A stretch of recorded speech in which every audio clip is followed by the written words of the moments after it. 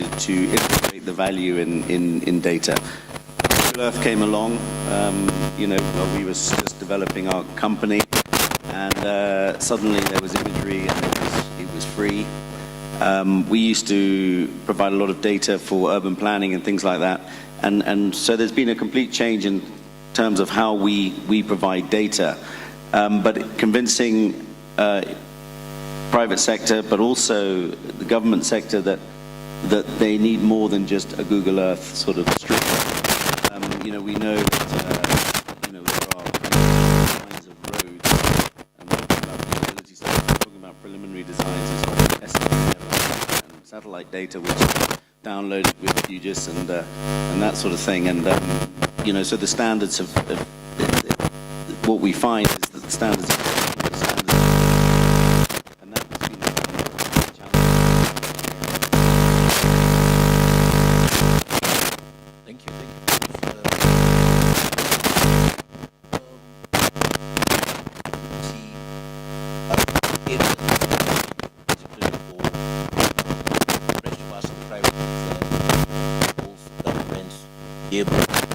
more enabling environment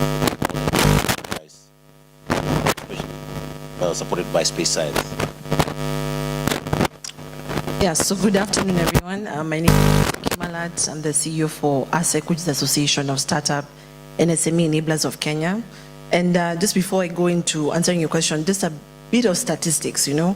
So if you're looking at the global space economy, today it's standing at $630 billion. And by 2035, it's projected to exceed $1 trillion USD. Why that matters for Kenya is because over 70% of the growth is happening in downstream. That's what actually Daniel was talking about. Applications, looking at data analytics, agriculture intelligence, there's climate services, there's logistics, there's gaming, and that's why we have Bainia here. Also the digital infrastructure where Kenyan startups are really actually already excelling. So it's an opportunity for us to tap into a global share in this opportunity. Now, looking at the role of ASEC and what we've seen as a trajectory in the entrepreneurship landscape, we are a network that supports more than 200 innovation hubs across the country, and now we're also expanding across Eastern and Southern Africa. And the reason for this is because we're finding entrepreneurs, especially in the marginalized areas, are facing community challenges, just as same as the previous panel was talking about the disaster risk reduction, floods, and many other things. So we're trying to leverage innovation to solve those pertinent challenges, but also introducing the business component to actually help them commercialize and scale. But you find that there are so many challenges in regards to the policy infrastructure. I know we do have the national space policy, which I think is still in draft form. And those are some of the anchor policy regulatory documents that can help. We also need to start to catalyze the space sector, meaning looking at how can you provide tax incentives, especially for this entrepreneurs that are now venturing into the space economy value chain. And why I say value chain is because if you're looking at the entire space economy, there's so many opportunities, one, to build talent within the university, which is still lacking, and also looking at how the infrastructure would work. For example, if you want to do astrotourism, you can't even do it anymore in Nairobi. Why? The city is well lit. It's fantastic, but now that means we have to travel all the way to Marsabit or Turkana or Eldoret perhaps to now get a better angle. But the question is, how is the road infrastructure to facilitate astrotourism? And then also the question is about the cost of accessing all these different applications. Talent is another question, but also the cost of the digital tools to access that. You mentioned about the cost of downloading a 5x5 image. When I was working with the Italian Space Agency, this is way back in 2018, we actually got outdated equipment into the Kenyan space just as a way to activate the launch pad. But the question on sustainability was, would a normal consumer pay, at that time I think it was around 5,000, just to download a 1 MB image? Again, if you're looking at it from an SME perspective, do they actually have the cash flow to really go ahead and buy the space satellite imagery, which they also need within their own agri-tech, health tech, or fintech? But the cost again becomes an issue. So if there's a way we can supplement the cost with backing it up with government funding programs, or even reaching out to the Africa Development Bank to actually create a specialized funding mechanism, and also introducing more DFIs into the space to actually even de-risk banks to now create products specifically for the space sector. We'll see more entrepreneur support organizations venturing into that. We'll see more enterprises across the entire value chain tapping into those opportunities, but also we need to bring in corporates like what Daniel is doing to also be able to uptake those different services and products that the startups are developing. Thank you. I think what I hear from you is that for us, the technologies, we need to communicate better. For Daniel, Andrew, and myself, who are coming from the technology arm, because you've put it very succinctly, especially coming from a non-science and technology background. Which brings me to Joan. And I was very delighted when I got to learn that Joan has moved to Treasury, because now we have a champion there. And Treasury, I don't know, how many of you have been to Treasury? Okay, so I think first there needs to be a customer care week, which should be the whole year. Just sitting outside Treasury and discussing what is happening in there. I think the closest we've come to Treasury is when the CS is going to present the budget. And we don't know what else happens in that tall building. But what do we need to do differently for us in technology, for us in science, for us in the SMEs, in engaging with you? I want to start first with just the normal discussion, and then we'll go into the science of Earth observation, space science, etc. But what is lacking for us? What do we need to build up? Okay, thank you, Byron. And I know they put up my affiliation as National Treasury, which indeed is true, is where I'm currently posted.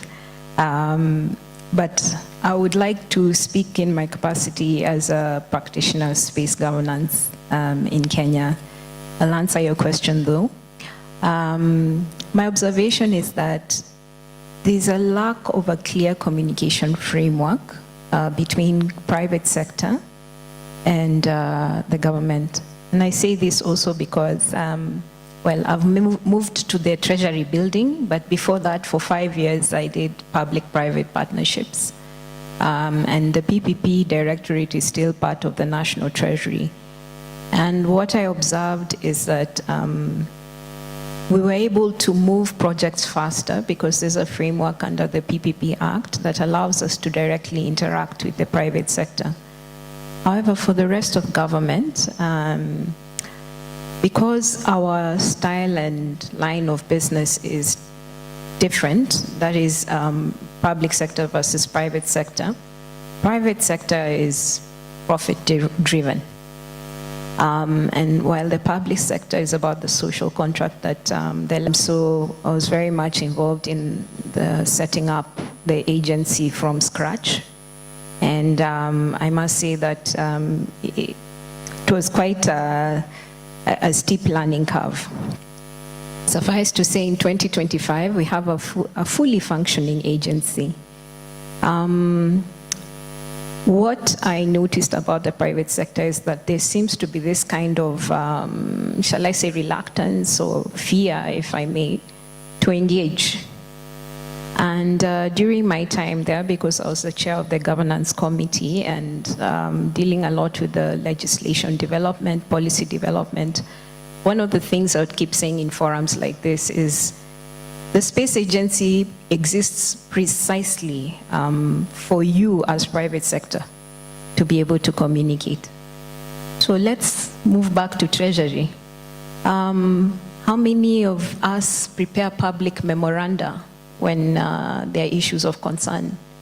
How many of us write to the CS, National Treasury, with comments on the budget policy statement, which is usually a public document? How many of us even know how government raises revenue, how revenue is appropriated? How many of us are aware of the procurement cycles, disposal of assets within government? Look, I'll say this very plainly, forgive me if I'm rude, but ignorance of the law is no defense. Our legislations are available online. take the time to familiarize yourself, at least just with the Constitution. If you read the Constitution, one article per day, by the time you get to 2027, you'll have gotten to the end of it, and you'll have known a lot about your country and how it functions, including public finance. So, Byron, the information is available. I think it's just the motivation, if you ask me. On behalf of the audience, I can say they are guilty as charged, but I follow, and I know also Ramani are following, and we are always cognizant of what's happening in the law and so on. But please, let's learn, let's take some time. And I think for the next session, Rapporteur, please put a note that we need to have a session to be taught more about governance and how government is working, such that we can be able to know how these partnerships occur. But I'm very happy about what is happening on the PPPs, because the public-private partnerships, especially the website, is very informative. And when you go to that website and you check what the requirements are, it's very straightforward. Only that we need a phase at Treasury of who do we go and say, okay, here is what we're presenting. Does it make sense? But I'm happy that what you mentioned about Kenya Space Agency being there. Kenya Space Agency is very approachable. At the moment, the Director General is very approachable, very ready to listen, gives appointments within 2 days or 3 days when he's available, when he's in the country, and so on. So I'd like to say, let's go into the issue of partnerships. Let's start with, and what does partnerships look like for you? And then ASEC and to the EduTech, and then we can go around to the audience and see what's the feedback that you want to come and engage. And you're not putting up your hands, I'm coming to your table. Andrew. So the question was, what does partnerships look like? For me, I'll say partnerships are very important. I just got to Kenya after 24 years hiatus. I was living in Atlanta. One of the very first meetings I had when I came to Kenya was with Jay Shapiro here, Usiku Games.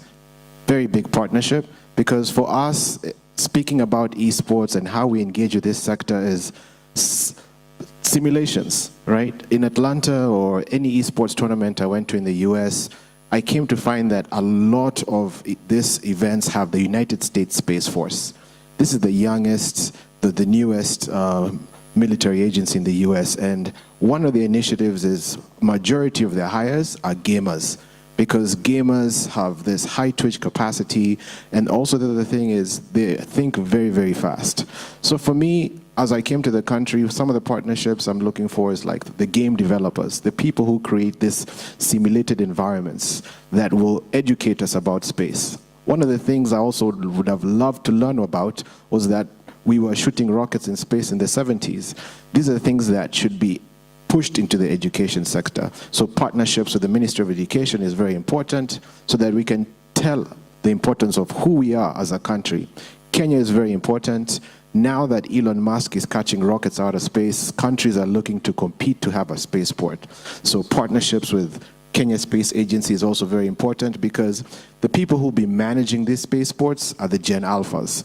So Ministry of Sports is another big one, Esports Federation, because we want to be able to create environments where we compete and educate, right? It's not just competing, but it's also educating. Also, Konza is a big partnership with us, because they have a space, an environment where for gamers to go and play and essentially store our data. One thing I really want to make sure that's important is our gaming data is not being stored in Kenya, because those are conversations that we really need to have as well, right? So just to kind of touch over, space agency is a big one. Game developers are big ones as well. You've mentioned Treasury, SMEs. We need to be to have these partnerships to empower our youth to start their own esports teams, right? Start their own companies, because esports now is larger than music and film 4 times over. It's a big industry. And Kenyans, we have that opportunity. So I'm looking to partner with as many organizations and businesses, because the other thing also, partnering with brands is very important. There's a platform called Fortnite, where now brands are creating their marketing in-game, right? And your kids can create their own environments in-game. Fortnite last year gave out 352 million to the creator economy. These are people creating their own environments in games. So if your child is in Fortnite or in Roblox, they can create their own KSA inside Fortnite and educate their friends about what it is to be in space or to walk in space, right? So I'm looking to partner with each one of you. Thank you so much. Although, Andrew, we need to have another discussion because some of that messaging sometimes is corrupting our African children. We'll discuss that one later on over dinner. Let me go to ASEC first. What should we be thinking about partnerships moving from here? So when you say partnership, I always go back to what is the value you're either giving and also what's the value you're getting. And if you're looking at where Kenya is strategically positioned, we're actually now increasing our ranking at the global index level. I think we're now at 102 globally, which is a good thing, but we still have a lot of things to do. Now, the fact that we are also attracting a lot of international companies, organization, funding, and that is actually flowing into the region. So we also have to think not only for Kenya, think East Africa, and also now also build for the global market. But there are some things that I just jotted down around partnerships is that we need to really work very closely with universities. One thing that we're trying to do very strongly is that we have university innovation hubs, and we're trying to use that to catalyze the entrepreneurship culture within the university. So doing faculty capacity building, we have innovation hubs, we have hackathons and boot camps where students who have an idea, they can actually leverage that to be supported. So maybe a call to government is to see how they can invest more in the infrastructure within the university, so that looking at the maker spaces, or actually having space innovation labs where actually students can go and pilot and test with different data and also explore the different tools and methodologies within the university. And from there, we now have more talent coming out. I mean, imagine in Kenya, we have more than 100 universities across the country. If we can just leverage that kind of a network, then even for us as an innovation ecosystem, we can actually have enough talent. Either some are becoming entrepreneurs, meaning starting their own ventures, or we also have those who are intrapreneurs, meaning we are actually creating jobs and absorbing them within the SME and startup ecosystem. The other thing that also we need to look at is in terms of funding. So one thing that we are very big on is how do we get funders to collaborate together to fund similar projects and programs. So if you're looking at the DFI, looking at AFDB, we also have Kenyan Space Agency. I know you also have a fund. How can we actually bring together all the different funds and create a pipeline of different programming? And I know I'd actually shared a proposal to Kenya Space Agency, putting you on the spot. And the idea was, how do you build the entire ecosystem and leave no one behind? Because if you're having labs, for example, for us in Lamu, that's a fantastic place to tap into because also the digital infrastructure is quite strong. If you're looking at places in Wajir and even Garissa, where we were working closely with Garissa University, and we had more than 30 students coming up with digital solutions, meaning they're also able to leverage that into the ecosystem as well. But those specific areas need tailored funding models to really help those entrepreneurs, especially in the marginalized areas, catch up and actually commercialize that as well.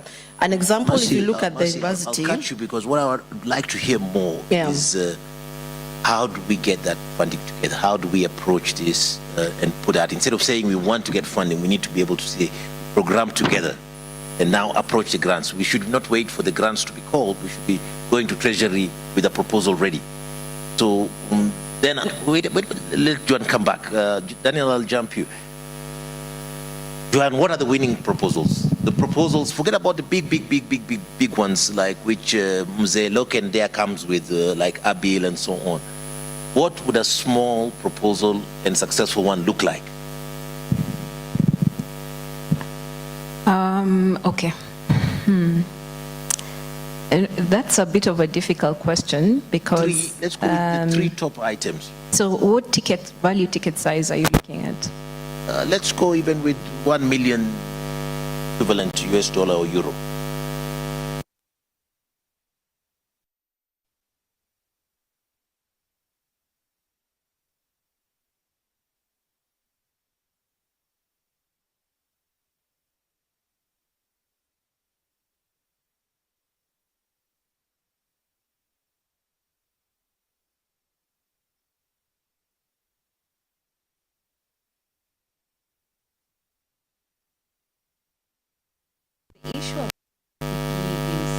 because it's project financing, not every project can become a PPP. Yeah. This is because it works on a model where you have you raise capital by having the project proponent taking on a certain amount of debt, which then is backed by a waterfall of income from the project itself. So there's a project company that's established and it owns the asset or develops the assets, and it is to that project company that the banks lend. So there is a balance of debt and equity, and so this may not necessarily be suitable for smaller projects. However, let me just touch on something that Mercy said, which I think is important. I think time, it's ripe, combining the knowledge I have both from the space sector and finance. This is a good time for private sector to start pushing for the establishment of a fund that's dedicated to supporting startups, SMEs within the space sector, so that it can help us actually develop. Because what's the biggest issue about technology? It's really about capital. Yeah. Thank you. I think that goes also into the, commercial, we'll do that on the closing round because I want to go to the audience. But I think that comes in very well because in the current strategic plan of the Kenya Space Agency, there is an element of creating that fund and looking at partners to bring that in. Personally, I've been involved in trying to see how do we move to the next stage where Kenya Space Agency becomes more of an umbrella advisor, more of an umbrella facilitator for the sector than actually doing some of the activities. But now it's time for you, the audience, please. Any hands up for discussions? Director of program, please go around. Keep it short. Otherwise, I'll be switching off the mic. If in 2 minutes you haven't passed your message, I'll switch off the mic. Your name, affiliation, please. Next. Next. Okay. Thank you very much, Mr. Moderator. My name is Joshua Adem. I come from the public sector, in public health. My question goes direct to a lady from ASEC. Now, in order that we can have an impact on what ASEC is doing in the space, what homegrown solutions can ASEC bring the space without relying on donor funding that can bring more impact than what we are doing as for now? Then my question, the last and second question goes to my brother from the Cape. I'm forgetting the name, sorry. Andrew. Yeah. So you've spoken about how you lived somewhere and you came back and you experienced some challenges. But I've not heard as you came back, because I believe you are a Kenyan born or African. I've not heard of you talking on what you bring on the table in your programs, including the use of indigenous knowledge, so that as you impact the society with what you are doing, the indigenous knowledge expands your activities across. So I've not heard that from you. What are you doing about that so that you capture a wider space? Thank you. Thank you. We'll take 2 more speakers. Let me have this end and then that one, and then we'll go around with the responses. Afternoon. Truly, people don't answer.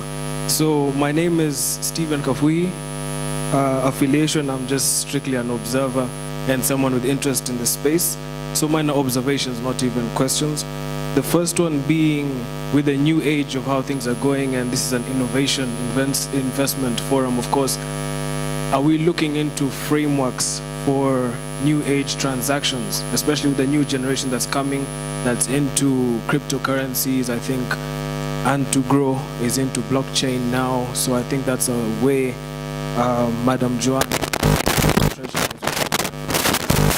to how people interact or transact within the space.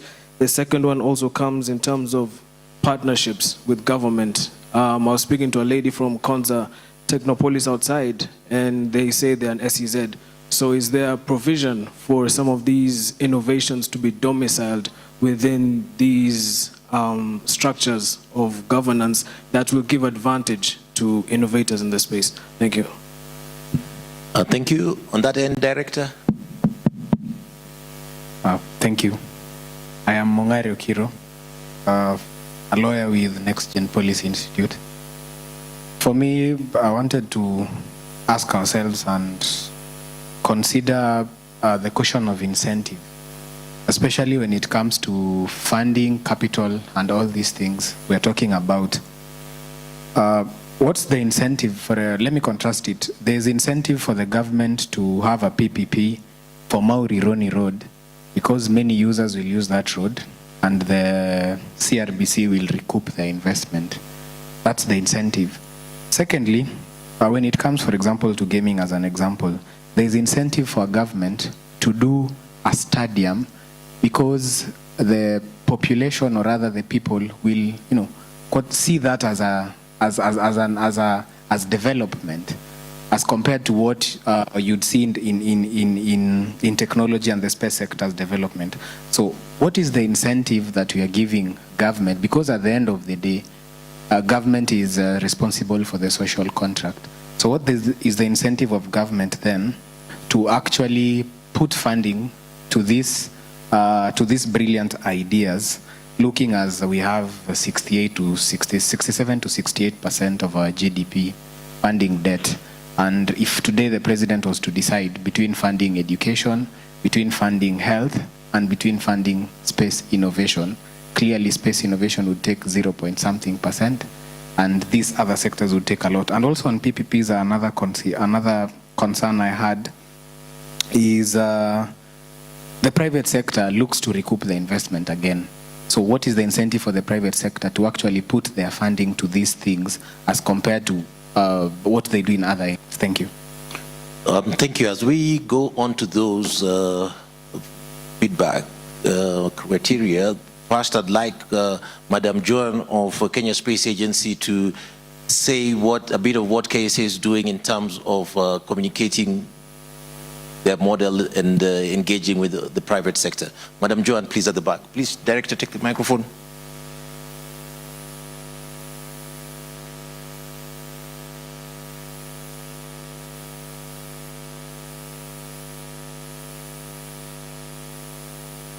Thanks, Byron. Maybe I'll just pass the mic to Kanda. You're around.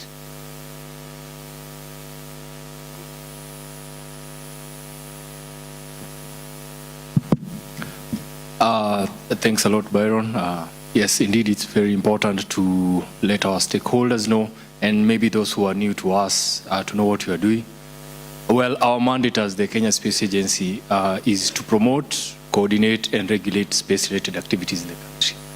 And the good thing here is we have a lot of people who know what this entails. So we have like the Earth observation related activities, we have the space systems engineering activities, and the agency, what we're trying to do is really ignite a lot of activities in this sector. We have a lot of private parties that are participating in this. Through pushing the use of Earth observation data, we're also getting a lot of government agencies involved in the use of this. And this will address what our audit is talking about. Until government knows the value of space-related technologies, it will not invest in this. So one of the roles of the agency is making sure that the government knows the value of space-related technologies. And now that encompasses all the different areas we have where space is related. So the agency is pushing a lot of initiatives to help government know the value of space and also encourage private sector entities to participate in the space sector. So I think in a nutshell, that's what we're doing as an agency. And we appreciate the effort that is being put by all of us. And we hope to have a very vibrant space economy so that we generate value for our country. Thank you. Well put. Please, a round of applause for the colleague from Kenya Space Agency and Madam Joan at the back. Mzee Loken, please. I hope you're going to say that you're putting some money for the private sector. Thanks very much, Byron. Thanks to everybody on the panel. I mean, this has been really interesting, and I keep sort of going in and out of attention because you say something, and then I start thinking about it, and I start writing. I lose a part, and then I go into something else.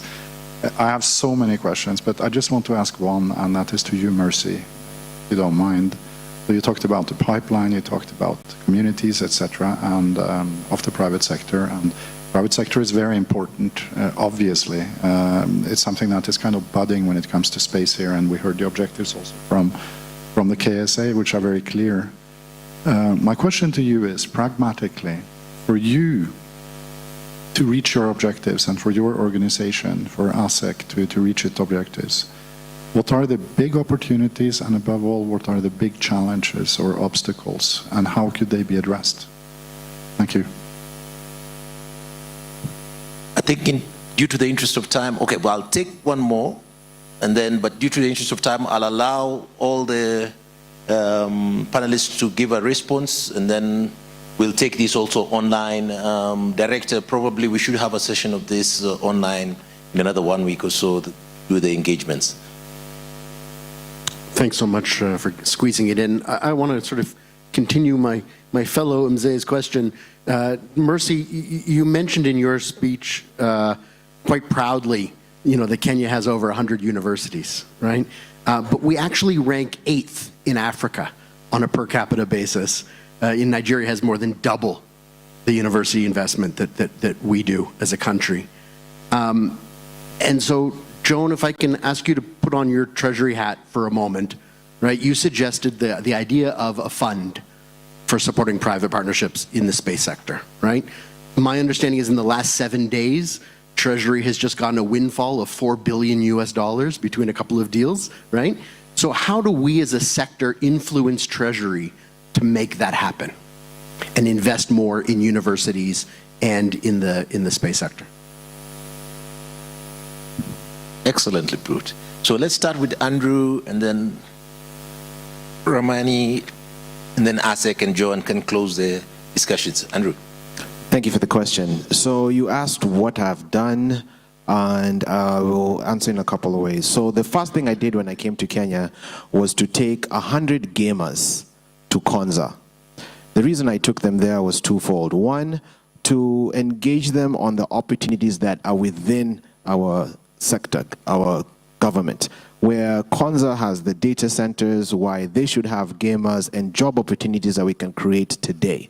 A lot of us have seen a lot of this infrastructure projects coming up, and they have a table that has what the project would look like.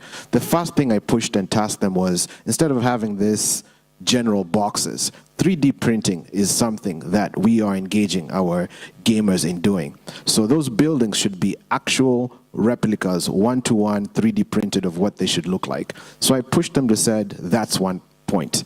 The second thing, Konza also has digital twins platform that they're building. So gamers create this simulated environments. They're very proficient in creating these gamified environments in a tool called Unreal Engine that also has this simulated buildings that they can show. This is a skill that all these gamers can give to Konza. 85% of Konza has already been sold, but yet if you go to their platform, you can't see what these buildings would look like. So that's jobs they can do right now. And then on top of that, be able to simulate what disaster response would look like once you have a digital twin to train on that, right? And then when it comes to drone technology, the correlation to gamer skills and drone pilots are one-to-one. So that's one of the big opportunities. The other thing is also a lot of these government agencies or organizations are working in silos. So one of the things for me I'm doing is helping connect the dots so that I can show them not only can we create jobs right now, right, using the skills that these gamers have, but how do we make sure that these government agencies are speaking to each other? And then also experience that I've seen outside in the US. Like, for example, right now we're building Talanta Stadium, right? I would love to find out, are we building a data center at the bottom of Talanta Stadium? Because stadiums produce as much data on a day-to-day basis when they have tournaments. So that's something they should be thinking about, right? Because I foresee us having esports tournaments on there, right? So not only am I bringing information, education, I'm also bringing structure. As we now engage in this thing called esports and we're having our first esports Olympics, Kenya is not necessarily positioning ourselves to engage our youth to this new talent pipeline or this Olympic stage, right? So I'm here to provide structure so that we have competitive environments, but also position our youth to be talent scouted so that they can go out there and be identified. And then lastly, when all of that happens, there is no data.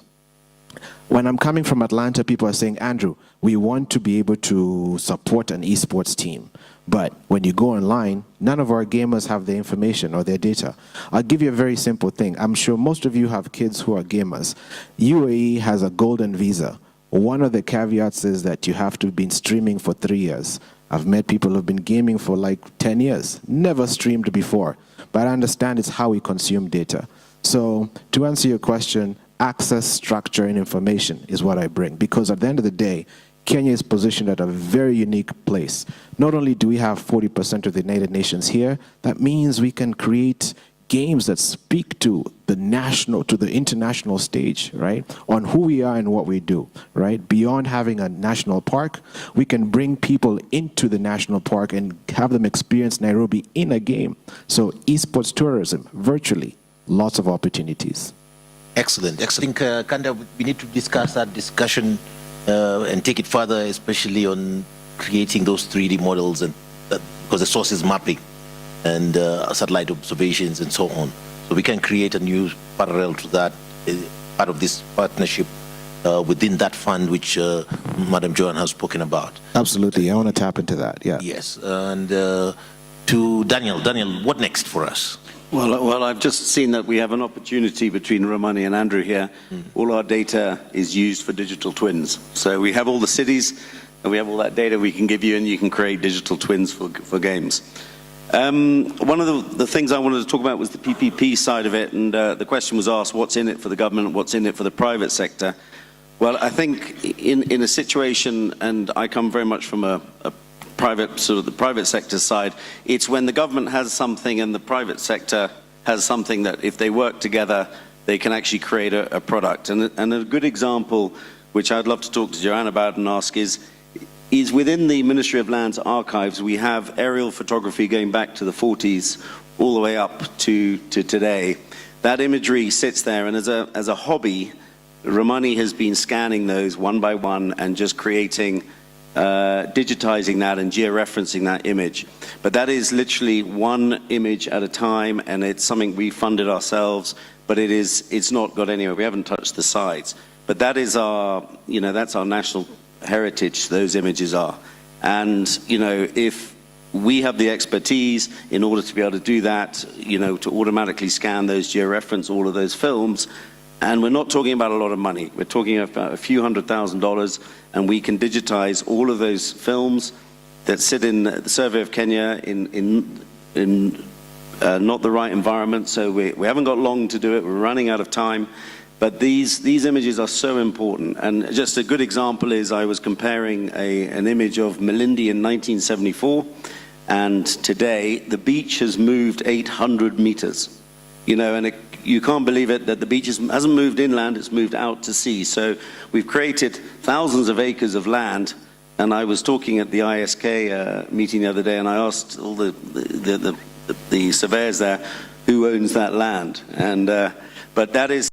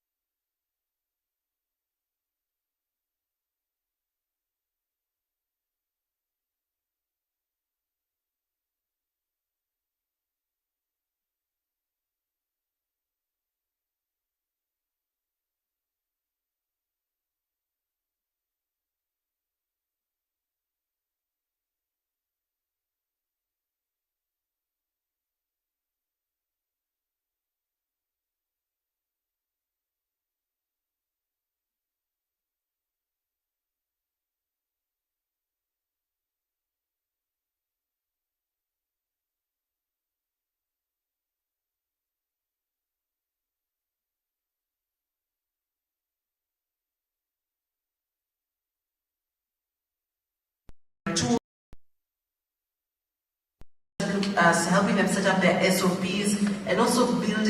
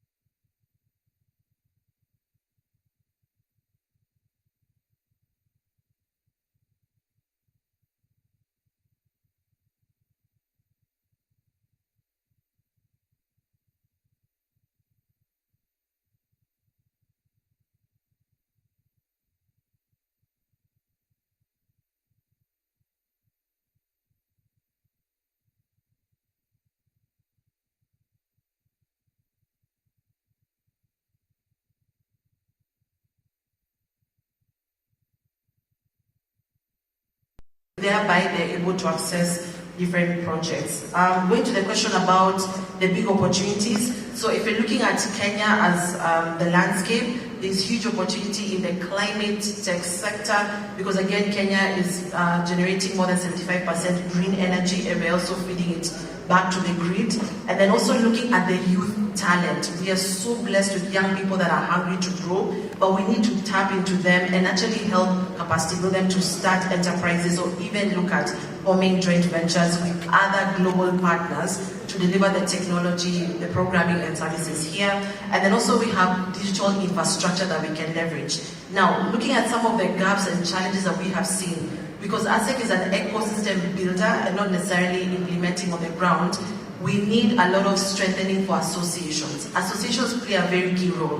When we talk about the Kenyan Constitution, not everyone has the legal understanding on the background to understand what is being said, but we actually take that onus and we actually simplify all those different terminologies and come up with policy briefs that we give to government. We also come up with different training programs where we educate people on upcoming regulations. So there's need for strengthening associations in that regard. There's also need for policy and advocacy. Yes, KSIIF will set up the fund. Yes, they will do the communication, but who will cascade that down to the community? Remember, when government leaves the community behind, there's always a clash. So we need to move forward, and associations play a very key role in even helping disseminating information on government funding, programs, and also opportunities that are actually there. The other final thing is on capacity strengthening. We're living in the age of AI. Right now, everyone needs to actually be upskilled, and not only for the private sector or the business community, but even within government. So there's need for heavy emphasis on capacity strengthening around data and AI. And one thing that also we're doing as a network are two things that are coming up in 2026. We have our ASEC Annual Conference, which we concluded in November this year, and Expertise France is part of it. But now next year, we're focusing on data governance and AI. And there is looking at how do we interfuse this as an enabler to power industries and also to bring up new entrepreneurs, especially in the university and other TVETs. And the final one is looking at how we can even create a dashboard or a platform to really track the growth of the sector. We should not always be referencing foreign sources or international publications. How can we create local data centers and actually be able to influence at a local level the policy and also programming that we need as an ecosystem? Thank you. I think to the Secretariat, footnotes to this is that for us as a Kenya Space Agency and that ecosystem, we need to go and discuss issues with the Ministry of Trade. I think the Ministry of Trade is the entry, And then once we get our ideas, set up that ministry, because there's SMEs, that sector, there's different agents within the Ministry of Trade. Then we approach the Treasury, because I think going straight to Treasury when we don't have our stories correct will be in a small conundrum. But first, before I let Joan speak, there is one gentleman I'd like to just mention something which has been reiterated by Mercy on regulatory issues. Could Jack, please, at the back, mention something about regulatory frameworks and what Kenya Space Agency is doing? Thanks for putting up your hand. Let's try to keep it short. Be short on time. Yes, I've seen the director of programs looking at me with terrible eyes, but we'll see what to do. Thanks for the ambush. Yeah, we maybe John answered that better. I'm not going to, but there is the national space policy, the Kenya Space Bill, KSIIF Space Bill, Kenya Space Agency Space Bill that are coming up, and apart from that also we are doing policies on research, on just trying to empower the sector and make sure that they thrive, alongside a couple others, like IP policies that we're coming up with the agency to go alongside the mentorship program, the entrepreneur support programs that we're having, as well as things like the research, innovation policies, Earth observation policies. So all of them are there just to be able to support the sector, the private sector, academia, in terms of having a very favorable environment for them to be able to innovate and work. Maybe Joan Chisoni can add a couple more. She's in that field. Or even. Thank you. So Joan, please summarize the discussions, and then as we close, Director of Program, sir, with your permission. All right. Okay, I'll be as quick as a lawyer can be. I think Mr. Matara answered the question very well. If you are my student, I put full marks. So I'm very proud that the KSIIF staff, I know I was not talking to myself while I was there, so I won't add much. Okay, I won't add anything. I'll just go to the questions quickly. I think the first speaker who asked about new age trading mechanisms, currencies, so crypto, etc. That regulatory role belongs to the Central Bank of Kenya, and I would really encourage you to go to the CBK website and follow. They have briefs that they do give information on this. They are very responsive also if you make inquiries, so I would encourage you to go there.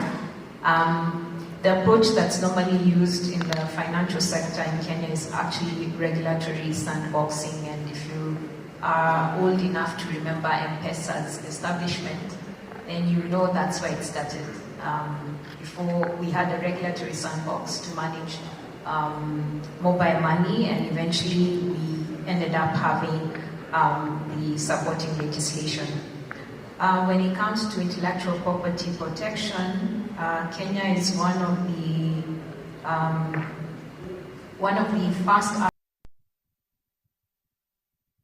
intellectual property rights system, having been signatory to the the agreement of the trade-related aspects of intellectual property, otherwise known as TRIPS, and this has been for decades. So we have a legislative framework on trademarks, protection of trademarks, industrial property rights. We have an industrial property agency. You can protect your patents. You can get a patent on your invention. You can trademark. You can copyright. We have a copyright board. So when it comes to intellectual property law practice, I think that area is quite established and robust in Kenya. So what's the incentive for government to find ideas in the space sector? in terms of innovation? I mean, for me, the answer is very simple. A lot of the technologies we have are either spin-outs or spin-offs of space technology. So, for example, your cell phone, microwave, where you get your food warm. These blankets that we use when people have hypothermia. All these inventions are actually applications that you can directly relate to space research. Things like even the siren of the ambulance, that's also a spin-off. So I would encourage everyone to think, especially for the innovators in the room, I think if you have a really brilliant idea that can be actualized and that can serve, into the country's objectives, economic objectives, then that's an incentive for government if you can sell it. But I said again, I'm a lawyer who just happened to study air and space law, so I'm not a scientist. And forgive me, I know the room is full of scientists, but I think scientists assume that everything is very obvious, A, B, C, sequence. And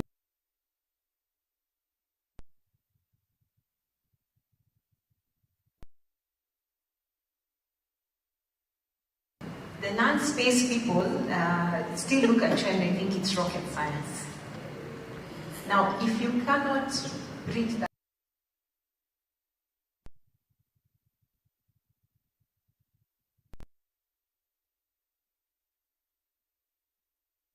the other thing I want to say is persistence, and this comes from personal experience. I think all of us in the room are aware that Kenya Space Agency is going to put out a bid very soon for the Spaceport project on a PPP framework. This was an idea that a few of us conceptualized maybe about 6 years ago. And at first, when I introduced it within my circles, in terms of outside of KSIIF, everyone thought I was crazy. In fact, at the PPP directorate, when I was almost complete,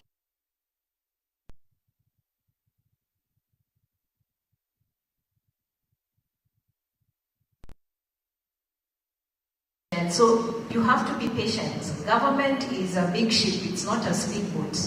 But I can assure you when it turns, it will turn. So you need to be ready for when it turns. And that means patience and a very, very solid plan. Then I think there was also a question about the incentive for private parties to invest in PPPs. Of course, the returns. Let's look at our IPPs. You put in 30% equity, you get 70% debt. The project has a government support measure backing it. Once you're past the riskiest period, which is